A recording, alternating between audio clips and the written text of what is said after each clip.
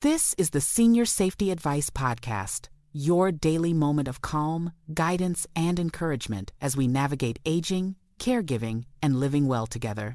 Now, let's get on with today's episode. Welcome to today's Daily from Senior Safety Advice. I'm Esther Kane. Today, I want to talk about something we don't talk about enough, especially if you're a caregiver. It's simple, but powerful, and I'm talking about saying thank you to yourself as a caregiver. Now, you might be thinking, thank myself? For what? I'm just doing what needs to be done. But that's exactly the problem. Caregivers give and give, often without ever pausing to acknowledge their own effort, their own heart, or the quiet strength it takes to keep showing up every day. When I worked as an occupational therapist, I often saw caregivers who were completely exhausted. These were mostly family caregivers. One daughter I'll never forget cared for her mother with advanced Parkinson's. Now, every morning, she lifted her mom from bed, helped her bathe, dressed her, made her breakfast, and still managed to get her own kids to school before heading to work. When I asked her what she did to take care of herself, she looked at me like I was speaking another language. She said, "I don't have time for that. This is just what you do when you love someone." And she was right about the love part, but not about the rest. I told her, "You're not just doing what needs to be done.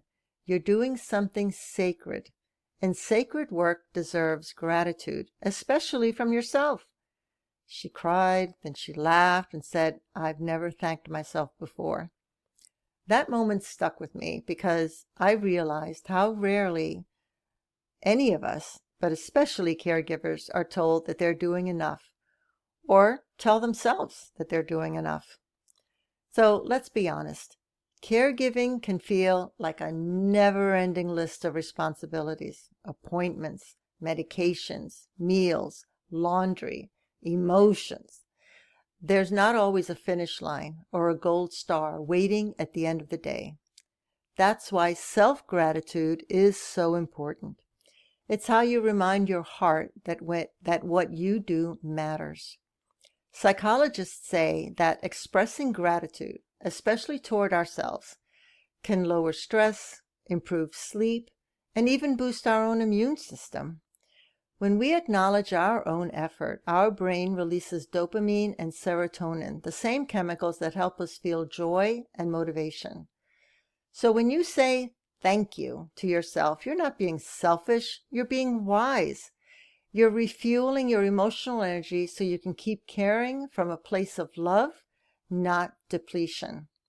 Now, saying thank you to yourself doesn't have to be big or dramatic. It can be quiet. It can be personal and very meaningful. You might say to yourself at the end of a long day, "Thank you for getting through that appointment, even though you were tired." Or something like, "Thank you for finding patience today, even when it was hard." Or even maybe, "Thank you for showing up for them and for yourself." You can even write it down. In fact, I encourage you to write it down. A small gratitude journal where you jot a single sentence about something you've handled that day can make a world of difference. It's not about perfection. It's about recognizing your effort. Now, one thing I've noticed about caregivers in all my years of experience as an OT and myself as a caregiver is that we're really good at noticing what did not get done. We replay moments in our heads thinking, "Oh, I should have handled that better," or "I forgot to do that." But we rarely stop to notice what actually did get done. You made breakfast. You helped a loved one stay safe. You made them smile. Those things count. They always, always count. And here's something to remember. Caregiving is not a job performance. It's an act of love. It's okay if some days are messy. It's okay if your energy runs low. What matters most is that you show up with heart and that you honor yourself for doing it. Now, I get it. If this idea feels new or uncomfortable, here's an easy, gentle way to start. 1. Set aside 1 minute each day. maybe before bed or when you first wake up. 2, take a slow breath. Put a hand over your heart. 3, say one sentence of thanks to yourself. It can be small, something like, thank you for staying calm, or thank you for trying again. And number 4, let that gratitude sink in. Imagine it softening the edges of your day. You can also turn it into a shared ritual. If you care for a parent, spouse, or friend, try ending the day by saying, what's one thing we can thank ourselves for today?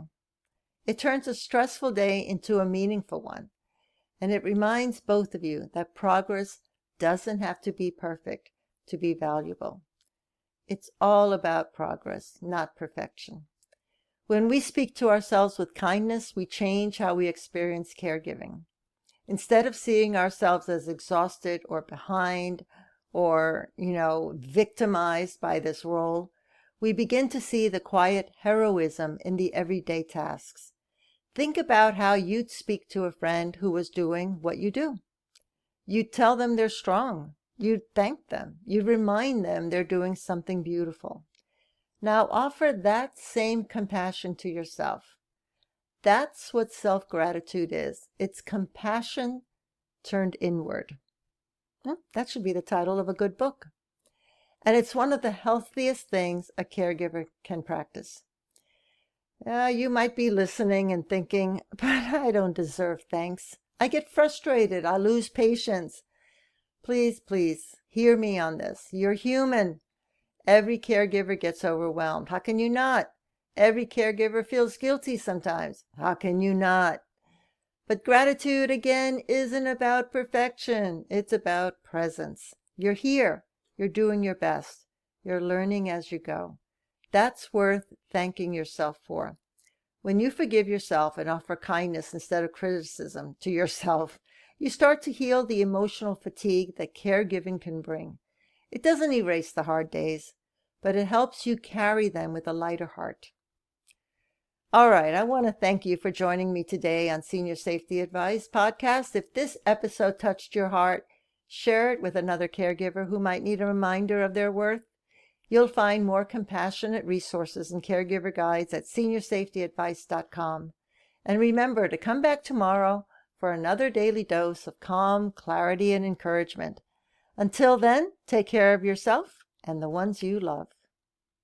This podcast is part of our mission to help older adults live safely and independently. If you'd like to take the next step, visit aginginplacedirectory.com, where you'll find specialists, helpful resources, and inspiration to make every home your place to thrive.